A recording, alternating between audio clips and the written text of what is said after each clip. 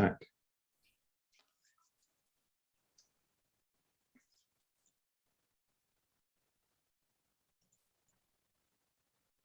So let's start by taking a look at the state of application security in 2021.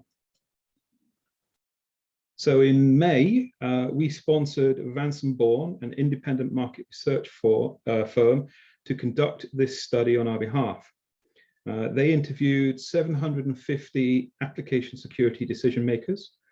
We spoke with enterprises around the globe. As you can see here, 200 in the US, 150 in the UK, France, the German, Dutch-speaking market, India, and 50 in the APAC countries, Australia, Singapore, and Hong Kong. Now, application security is complex, as we know. Applications are developed by software engineers, they're deployed by DevOps, and tested by application security people. Depending on the type of organization, the software development lifecycle varies widely. So we wanted to make sure we got input from these various functional areas relevant to application security. So as you can see, we spoke with contacts in IT security, application development and design, information tech, application security, and also the the risk, fraud, governance function as well. We also made sure we surveyed organizations across a range of industries, and as you can see, we spoke with technology, telecoms companies, financial services, retail, manufacturing, business and professional services. We also covered construction, energy, utility companies, the public sector, and a variety of other commercial sectors.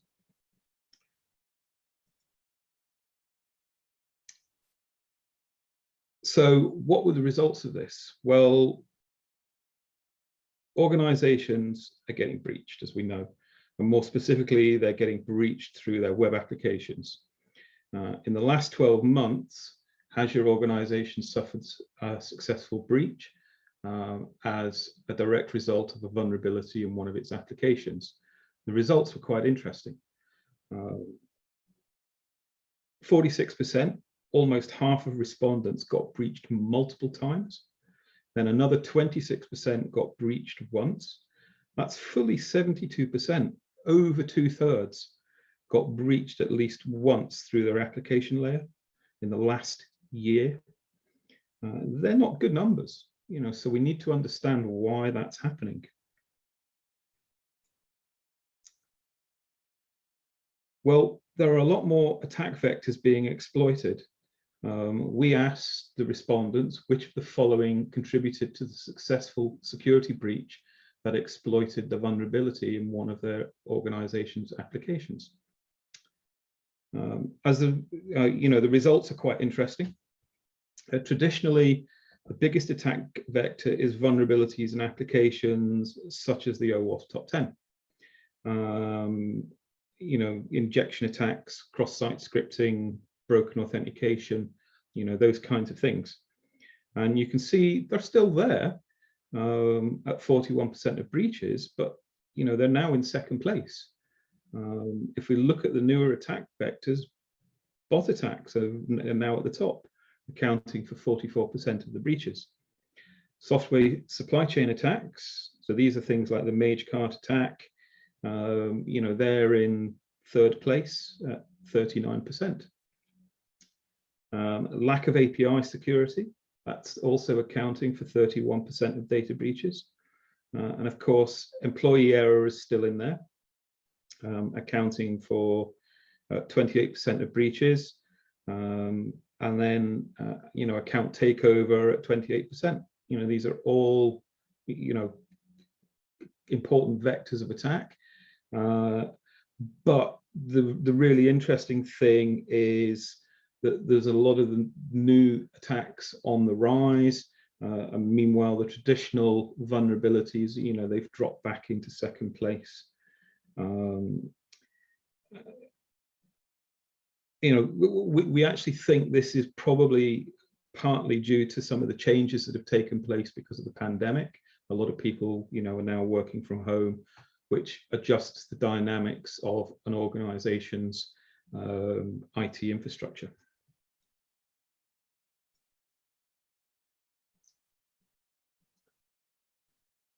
So a wide range of application security risks are causing concern, and the variations of bot-based attacks being a particular worry. It's no secret that bots have become a growing problem for organizations, and this is reinforced by the fact that bot-based attacks make up 2 of the top 3 application security risks most commonly cited by our decision makers when we ask them which of these challenges does your organization experience with application development and security. Now, this is obviously closely followed by API attacks and supply chain attacks. So these are all the things that we're here to talk about today. Organizations must not lose focus on the importance of application security. One of these risks could easily exploit a vulnerability, and it would be hard to recover from the ramifications. This is illustrated by the number of respondents choosing web application vulnerabilities and zero-day attacks as one of their top risks. Attackers often chain multiple vulnerabilities together. For example, supply chain attack and an API compromise could be put together, as in the case of the Knox player compromise a few months back. So bot attacks.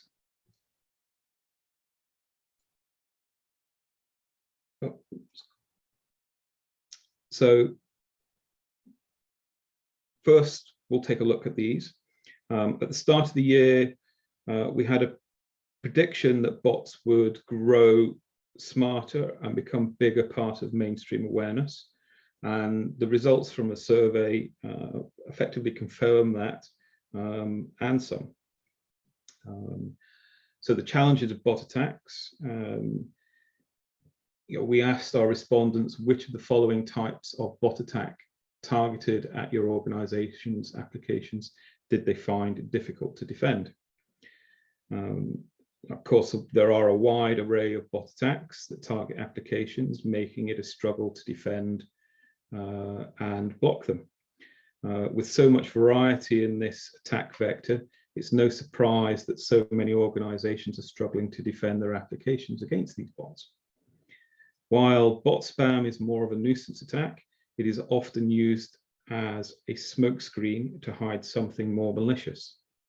So it must be dealt with, not ignored. We have a famous breach in the UK, an telecoms organization called TalkTalk. They were breached by a couple of script kiddies. They launched a DDoS attack, which was used to mask a SQL injection. And that's kind of an example of where attacks are being chained together and used as a smokescreen to hide something else. Depending on the frequency and authenticity, bot spam can become real tricky to defend against and can evolve from benign annoyances to actually create operational problems for an organization as well. Bots spoofing browsers and apps are also major problems. These spoofs range from simple to complex, from a user trying to hide their real browser to bots running compromised versions of apps in click farms for ad fraud, for example, or many other malicious purposes. Any of these bots used in conjunction with one another increases their chances of being successful. Multi-vector low and slow bot attacks are at the core of a problem and most likely contribute to successful breaches in the past year. There are some interesting regional variances as well. APAC is the region that are most worried about DDoS attacks, far exceeding other regions in the world. That's possibly because their DDoS infrastructure in the APAC region is not as advanced as it is in the Americas and the EMEA market spaces. Meanwhile, browser spoofing, that's top of mind in the American marketplace, and software spoofing came out as highest in Europe, where there's particular concerns with the likes of sneaker bots, which are being used to effectively scalp product from an organization really quickly. The big example here would be the PlayStation 5 launch, where bots were coming along, buying all the stock, and then the only way you could get a PlayStation 5 was for 3, 4, 5 times the price on, secondary market sites such as eBay. And of course, bots are difficult to defend against. The varied range of bot attacks that could exploit our applications makes them increasingly difficult to defend against. Do you agree or disagree? And of course, 3/4 of our respondents agree it's difficult to defend against. And of course, this is a real problem. With an entire bot economy existing online, complete with bot marketplaces, brokers to ensure bot users themselves don't get scammed, this problem's only continue to grow as a trend. Automated attacks over such a wide variety of vectors and intelligence on the tooling side, that has, this has become into a massive issue at a global level. Organizations need external help from expert vendors for application and bot security to put up an effective resistance against bots that are targeting their applications. Without proper defenses, there will inevitably be a breach, or in some cases, multiple breaches. In our data, respondents from the organizations that were breached more than once were most likely to agree that this was, statement was true, suggesting that bots are the likely cause of the multiple breaches that are happening.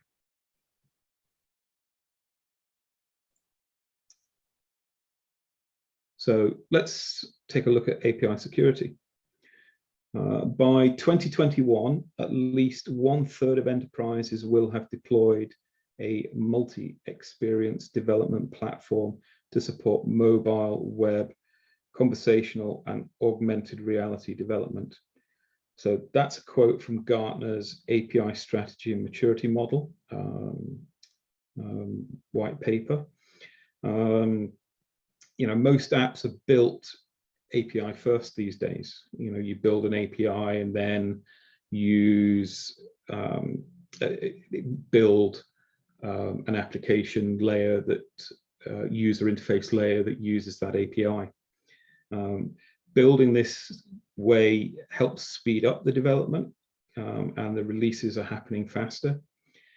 You also get newer forms of applications, what we call single page applications, that are built to work with mobile browsers and simulate mobile apps without the need to install an app.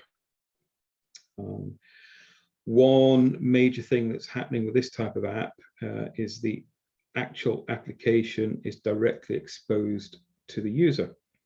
So if we take a step back and look at how web applications versus API-based applications work, with a web application, you had a browser that was an intermediary. The browser would talk to the application, and the application would perform certain actions based on the user's request and respond to them via the browser. All the business logic is hidden in the application, and most of the attacks against this are well known. This, of course, is your WASP top 10. With an API-based application, The business logic is directly in the application. It asks for data using the API and then performs the business logic on the end client device. Of course, when somebody intercepts the API traffic, they can identify the backend server, they can figure out the business logic and perform various checks to identify holes within the API and the system in order to attack it. Of course, this makes APIs even more dangerous. The fact that they provide access to a lot of sensitive information directly, is a huge risk. Your banking API may provide access to your, social security or your national identity numbers, your date of birth, all the things that can be used to clone your identity. So an improperly protected API, can allow attackers to pull this information out. That's a huge risk.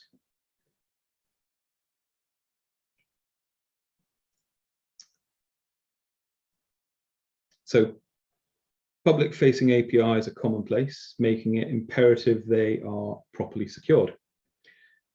Quite a large percentage of the surveyed organizations deploy public-facing APIs for their customers, what we call B2C, or business to customer. And of course, we also have APIs between partners, what we call B2B or business to business. And this speaks to the fact that most organizations are moving to this API first development. And of course, that is shown by the number of public-facing APIs that our respondents are reporting. API makes development of newer versions of applications much faster, extends the usability of those applications, but also creates a new large attack surface for cyber criminals. Flawed API security continues to be a big contributor to significant data breaches.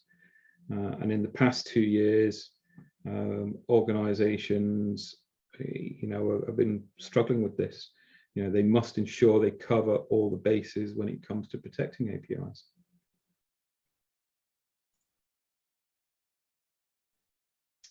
So security concerns are top of mind when it comes to APIs. We asked our respondents, what are the main challenges that your organization experiences when deploying APIs? And it should come as little surprise that decision makers across all regions place security concerns at the top of their list of challenges. Organizations are struggling when they deploy APIs. API-based applications are significantly more exposed than traditional web applications due to the way it's deployed with direct access to all that sensitive information. Undoubtedly, the gaps in the knowledge cited around where APIs are deployed or used, as well as API standards, will be contributing to these concerns. It's interesting to see that various options here have been very closely mirroring Gartner's report on API maturity. Security is clearly top of mind for API defenders. Коллеги, переводчики, пожалуйста, подключитесь. So we're also seeing when we asked our respondents about the solutions that they are using within their organization to secure north-south, ingress-egress, and east-west internal traffic between their solutions. Organizations have put in place a number, of different ways of protecting their APIs. On average, organizations are using more than one tool. However, this hasn't done much to ease the concerns around API security, and indicates that the current solutions in place for securing all forms of traffic either aren't working to a desired level or aren't integrating well to secure the APIs from all angles. API security is still very much an area that's growing. Many of the solutions that are being deployed and are being used to protect APIs, they don't provide enough security. An API gateway, for example, it will do, API translations, it'll do some basic proxying, but most API gateways don't have any security protections within that. Network firewalls, they can't enforce more than sort of basic network level signature-based security.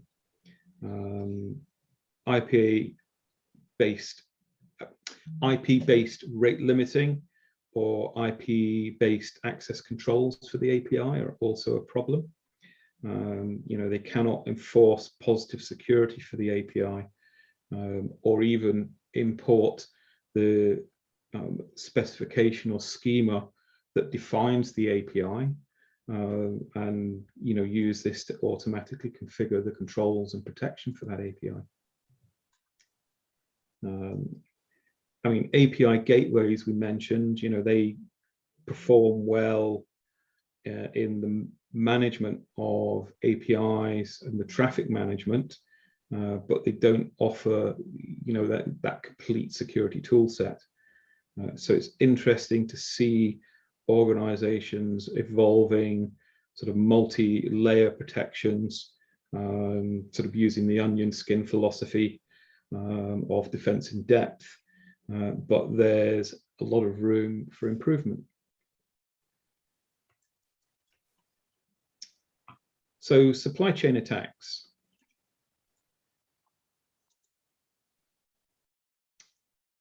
The use of third-party scripts in web applications is very widespread. Organizations are using varying methods to deliver scripts to browsers. There's a huge amount of third-party code in use. We asked our respondents, what percentage of your organization's web applications are using third-party scripts. That 6% at the bottom that don't know, that's actually quite worrying in and of itself, because that means those organizations do not have an understanding even of their risk profile around use of third-party code within their applications. Of course, the use of third-party code is all about a drive for efficiency when it comes to application development. Why reinvent the wheel? If somebody's already done it once, then let's reuse it. Of course, more than half of organizations on average are using ready-made third-party code in their web applications. They're using some form of framework or they're using pre-existing scripts. And of course, security needs to be a big concern when using that third-party code. You've got to do your due diligence. This is especially true when code's being delivered to the browser directly from the source. For example, a platform such as GitHub, or even through CDNs. Has that code been tampered with? Has there been a software supply chain attack such as Magecart? Again, an example, British Airways.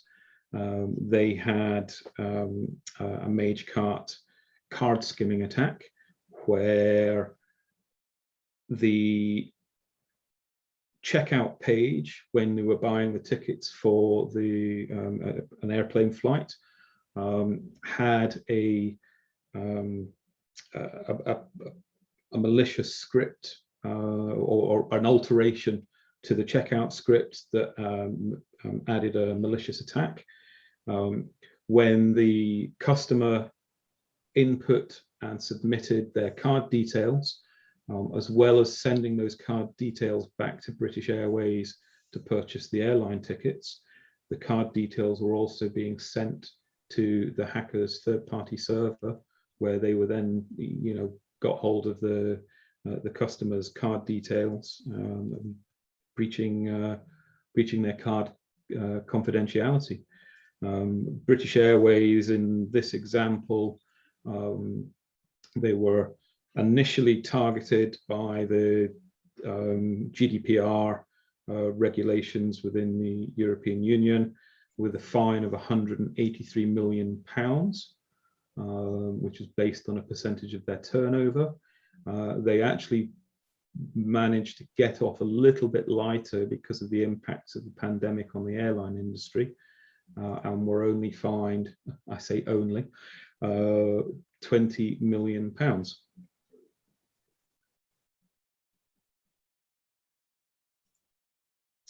So, as a result of this, trust in third-party code is lacking. What level of improvement do you believe is needed in your organization when it comes to defending against software supply chain attacks? And we can see that most of the respondents believe they need improvement. So regardless of the technologies that are already in place for protecting software supply chain attacks, respondents are keenly aware that their organizations must improve in this area. Software supply chain attacks have become, increasingly mature, with some scripts even able to avoid executing malicious code if they detect there's a vulnerability scan running. This makes them extremely difficult to defend against. If you're using, scanning tools to detect these things, and they could see that that's going on and go to sleep until the scan is over, it makes them almost impossible to find. And of course, this adds, another layer of complexity to this ever-evolving threat landscape. Although organizations are deploying a range of technologies to protect themselves, it appears that this attack vector, much like bots, is always one step ahead. And with recent high-profile breaches in mind, most regions understand that considerable improvements are needed when it comes to software supply chain attacks. So what is the solution? Well, introducing Barracuda's cloud application protection platform. And it's basically a powerful platform to protect against all threat vectors.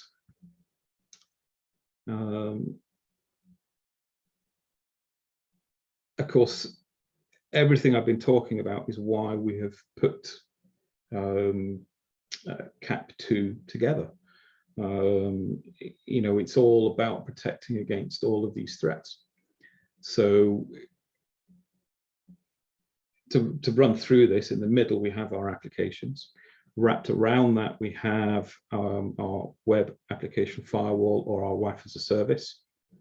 And then around that there's a series of features that you need that go beyond a traditional web application firewall, that protects against the standard sort of OWASP type attacks. So the platform, it has advanced bot protection. It's got the DDoS protection. With CAP2, we've introduced the client-side protection and active threat intelligence. We've extended our existing API protections, and we've also extended the identity and access controls. So the solution provides powerful protection. On the client side, we have introduced this to protect against supply chain attacks. These are the ones that account for 39% of the breaches that we were seeing from our respondents.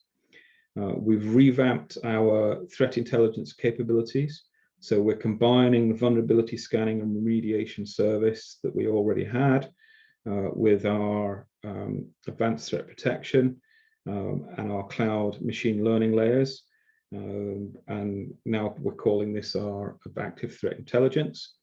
It powers our bot protection capabilities to protect against those bot attacks. And of course, that accounts for those 44% of breaches that we saw from our respondents. While we're making our solution more powerful, we're also making it easier to use. So we're adding an auto configuration engine. This runs as part of the Active Threat Intelligence Cloud.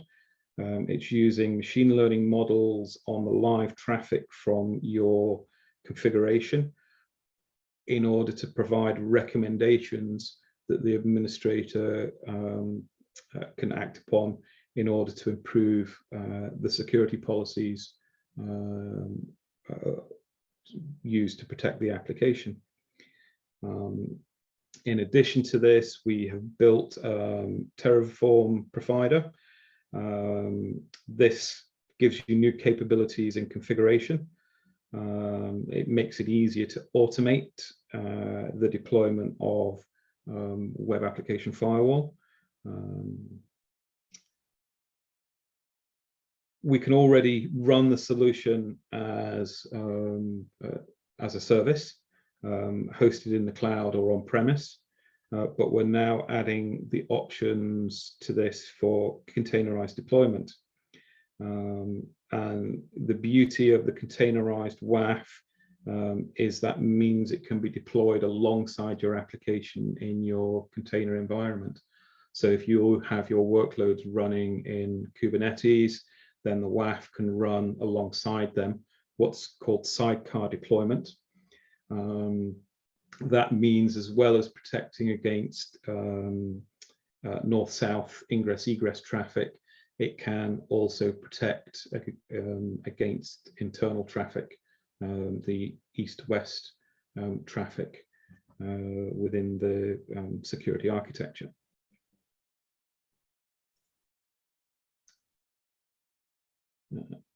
So going into a bit more depth on the web application firewall, this is comprehensive application security. It protects against those OWASP top 10 attacks and much more.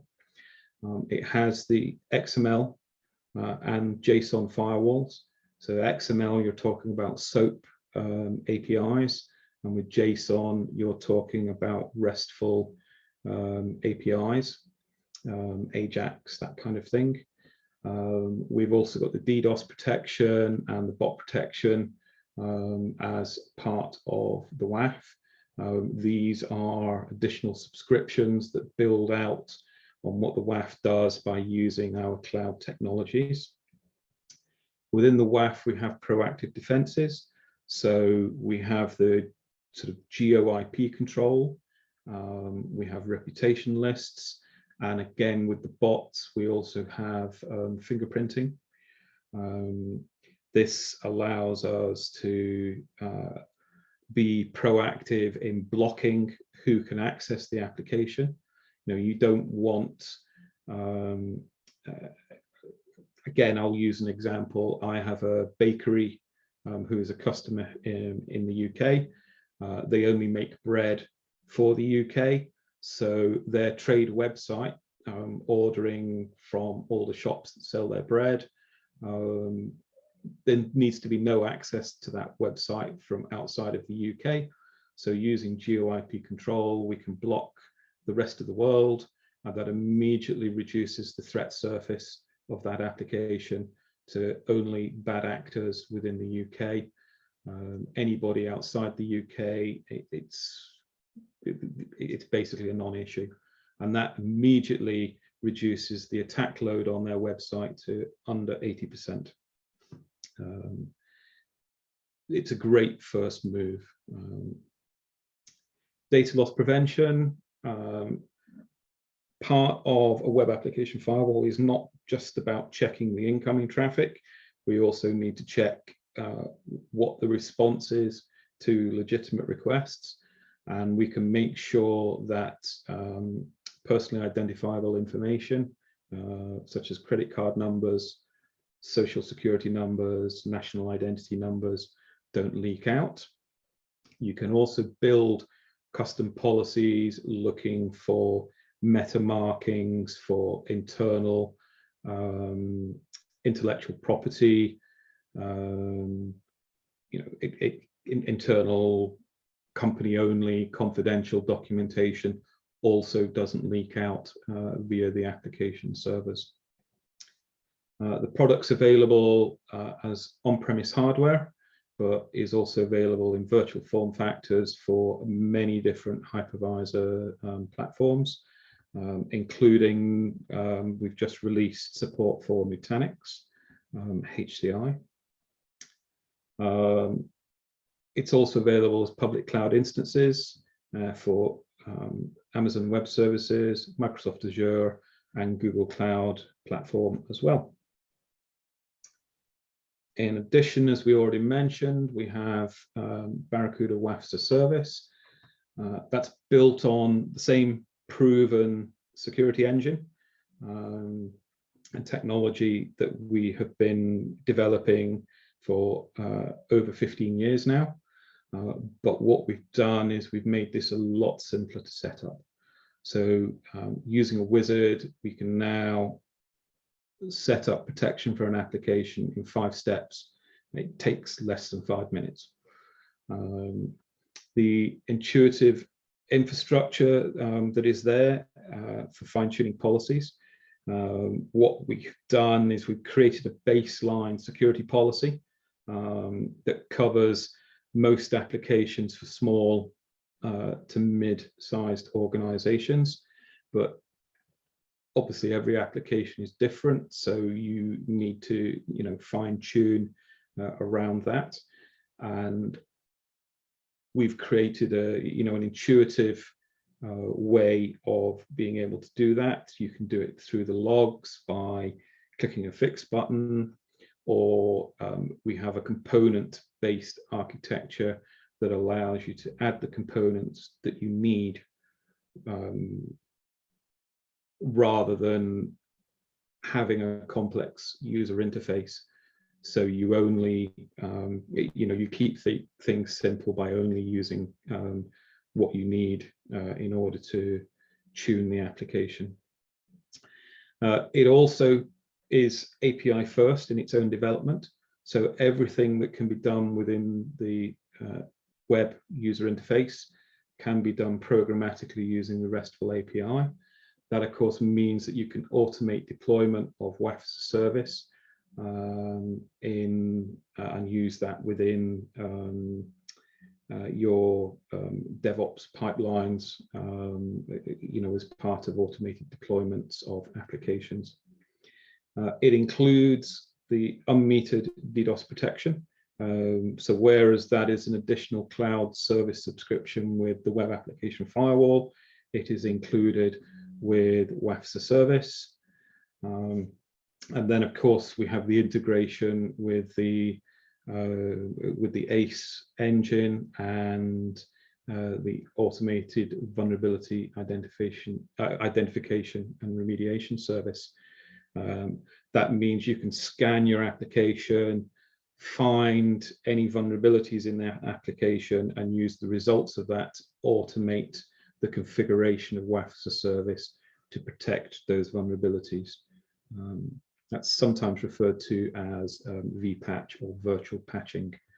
Of course, the beauty of that is that allows your development team to deploy their code at the speed of their development cycle. You can scan and protect any vulnerabilities found, report those vulnerabilities back to the development team.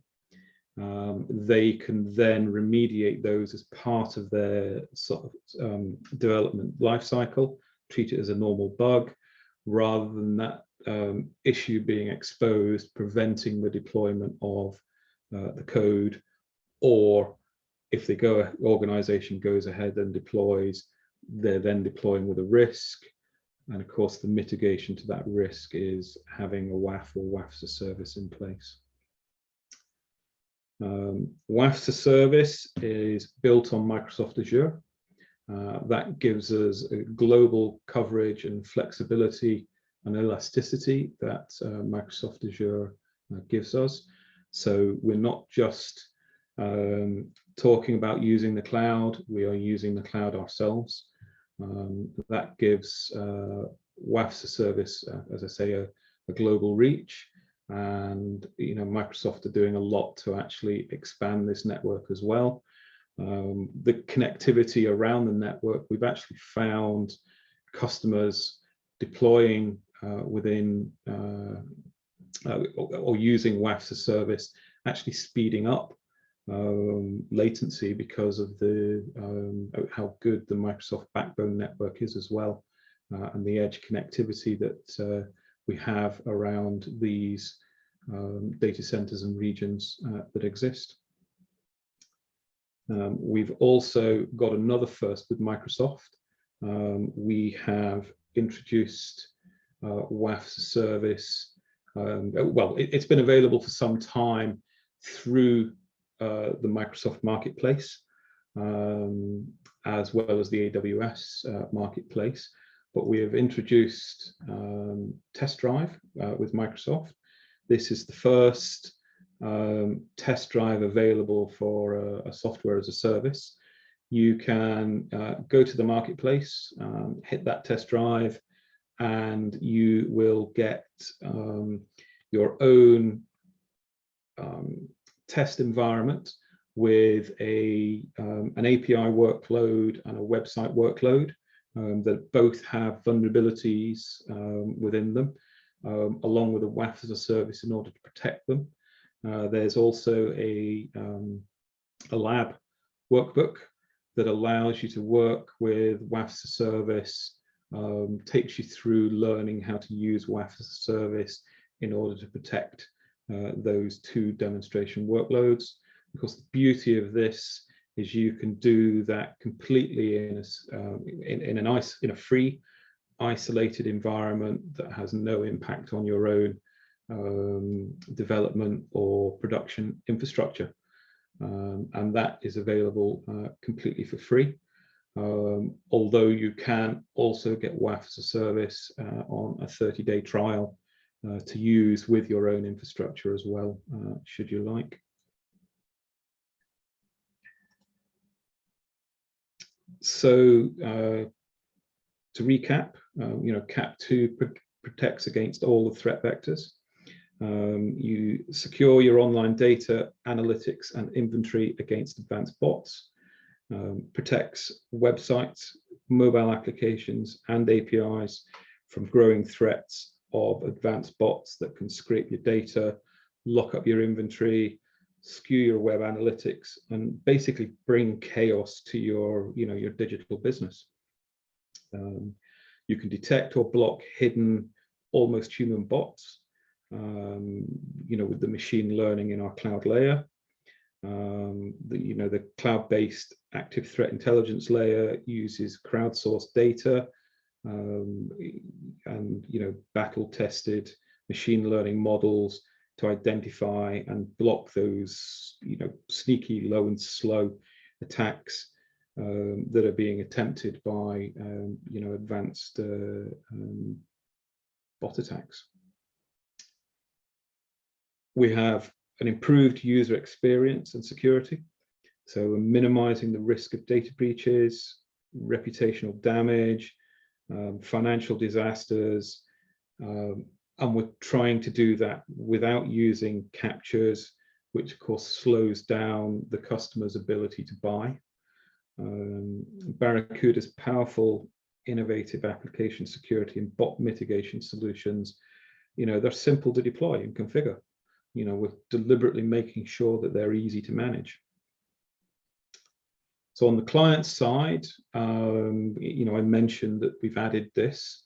It's easy protections against those supply chain attacks. What we're doing is we're using the WAF to insert content security policies and sub-resource integrity policies. These tell the browser where they can and cannot get and send data. So if we look back at the Magecart attack at British Airways, if there was a content security policy, it would have said you can only send that credit card information back to British Airways, and that would have stopped the attack from sending the data to the hacker's website. But equally, sub-resource integrity, that tells the browser what resources they are allowed to load. And of course, the integrity of the checkout page within the Magecart application was compromised. So the integrity of that resource is broken. So it would actually have prevented the downloading of the malicious checkout page in the first place. It would have been blocked by the browser because the resource integrity didn't match the original because the code has been altered. That, of course, would have alerted British Airways to the fact that there had been a compromise much sooner. Of course, one part of this as well is the monitoring that's required around these protections. And again, this is provided as part of the cloud layer in the active threat intelligence layer, where the breaking of these policies in the browser are reported back into the cloud system. Ooh. Sorry, skipped ahead there by accident. So the last part of the piece, API protection. You want to protect web and mobile application APIs from the growing threat of attacks and data breaches that are causing more havoc at the moment than the traditional web application attacks. With API discovery, we can enforce positive security. So you can import OpenAPI, Swagger, Google Discovery, and XML schema formats, WSDL, into the WAF, and this will automatically build positive security rules and allow the WAF to block all attacks, including probing attacks. So when an attacker is trying to probe the API looking for vulnerabilities, all of those will be blocked immediately. Only requests that match the API's definition, the API's schema, will be allowed through. And at the same time, what is allowed through within those schema definitions are also being checked for, sort of the standard types of attacks like SQL injections, cross-site scripting attacks. We can also improve the API's performance. We can provide caching and compression, which will help speed up sort of chatty APIs. We can secure the API by using identity access control. We can look and make sure that the tokens that are used for access to an API are not being used in replay attacks. We can enforce service level agreements by supplying rate limits, and we can also use a unique feature to Barracuda called tar pitting, where if we're not sure if the connection to an API is coming from a legitimate or user or an attacker, we can put them into a tar pit where we deliberately slow the traffic down to human speed from machine speed. And if that is a legitimate user of the API, that's generally not a big problem. And once the analytics have made a decision, this is an attacker doing bad things, we can block them outright, or this is a legitimate user, they're not doing any harm. We can then release them from the tar pit and allow them to move back to machine speed And of course, in a scenario where you have a mobile application, that wouldn't even be noticed by a human user of the application because it moved to human speed.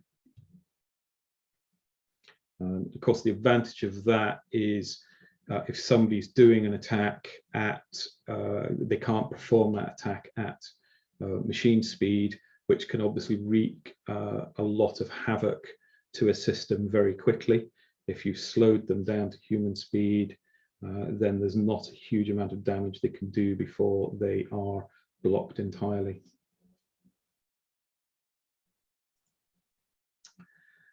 So we were talking a little bit about the havoc that can be, wreaked by a bad bot. But what about the impacts of a successful data breach? Going back to our report, we asked our recipients what were the main impacts of a successful security breach that exploited a vulnerability in one of the organization's applications. And of course, over 50%, significant downtime. We have data loss, damage to brand and reputation. There's a kind of a huge list of things. The legal consequences, actually only 20%. I personally thought that would be a lot higher, particularly given the European GDPR legislation. We've got new legislation in the same area in the United States with the California Privacy Act, and many other countries are copying this legislation as as a blueprint. Loss of staff morale, loss of custom, and worse still, people actually losing their jobs. And that's because there's huge sort of financial impacts. There's a study that shows the average cost of a successful data breach is over $4 million. If you're a mid-sized organization, can you bear a $4 million, the impact of a $4 million cost? That that has a huge impact on morale, and can ultimately cause a business to have to shutter and close its doors. So what are our respondents planning to do in the next 12 months? Well, you can see bot protection solutions right at the top of there, API gateways, supply chain protection in the form of scanners is at number 3, but you'll also note supply chain protection as some form of standalone service, also at number 6. These are exactly the kinds of things we've been talking about. SIEM, well, obviously taking the analytics from solutions like web application firewalls. There's a lot of organizations don't even look at the logs, find out what's going on until after the fact. So exporting those logs into something like a security information and event monitoring tool, so that they're being aggregated from multiple devices and used to produce alerts so an organization knows it's under attack. App scanner, important, and of course part of what you get with Barracuda WAF and WAF as a service. DDoS protection, it's part of the platform. A cloud WAF service, well, that's WAF as a service. Single sign-on solution, that's the identity and access module within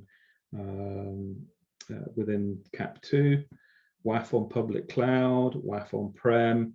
Of course, these are form factors that the Barracuda solution all have available.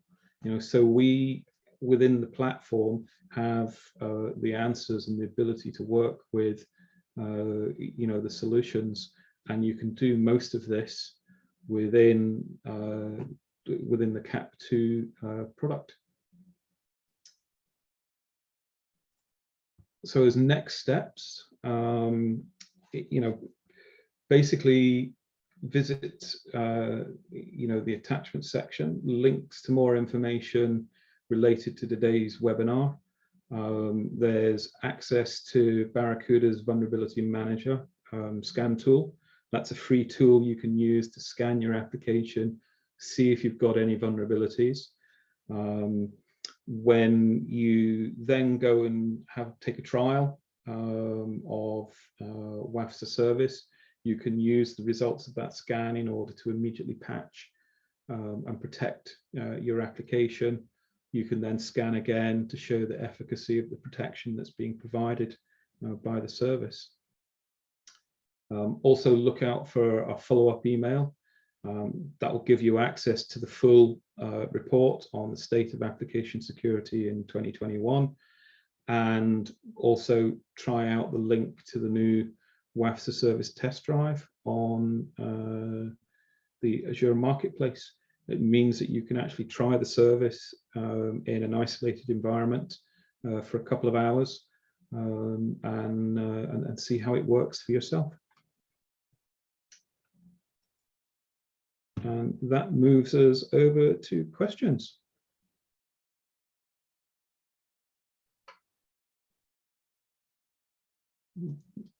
Do we have any open questions at the moment?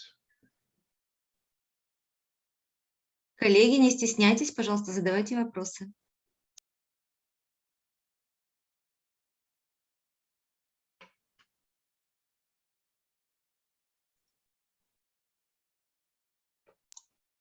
Судя по всему, всем все понятно было, или же вопросы возникнут после того, когда будет переварена информация, полученная из презентации.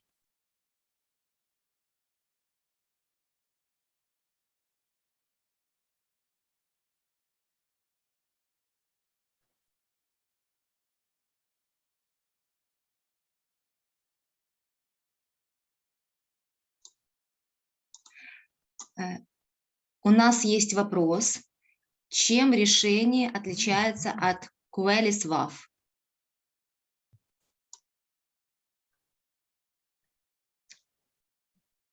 So how are we different from Qualys? I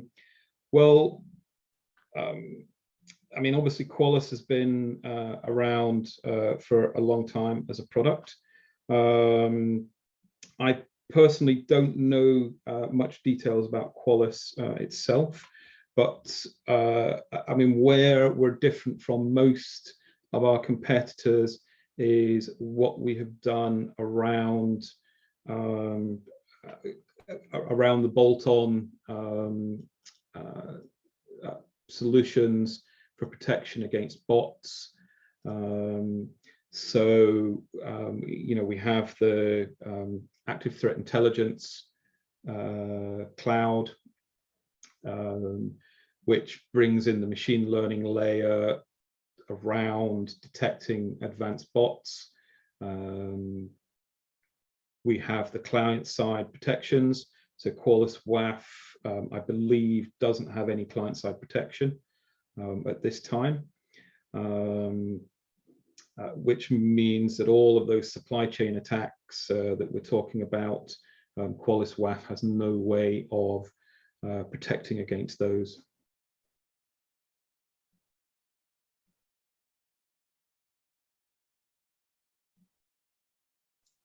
Спасибо, Скотт.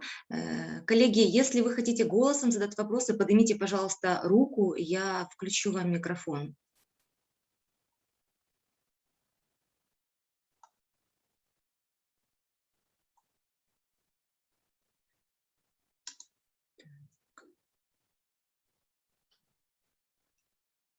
Скотт, я не вижу больше вопросов. Okay. Well, if there are no questions, then it remains for me to just thank everybody for attending today and listening to me for the last hour. And of course, please do go and check out the Barracuda Vulnerability Manager to check your web applications for any vulnerabilities, and please check out the test drive for Barracuda WAF as a service. Thank you. Со своей стороны хочу поблагодарить Скотта за прекрасную презентацию, всех участников сегодняшнего вебинара за то, что нашли время, за ваше внимание. Надеемся, было полезно. Мы делали запись, записью мы с вами поделимся. Если после вебинара у вас возникнут вопросы или необходима будет персональная консультация или вопрос будет тестовой версии, пожалуйста, обращайтесь в Softprom, мы обязательно поможем. Можете писать свои запросы на marketing@softprom.com, мы передадим специалистам или же свяжемся с представителем вендора. Спасибо вам, что были с нами, и желаем всем хорошего дня.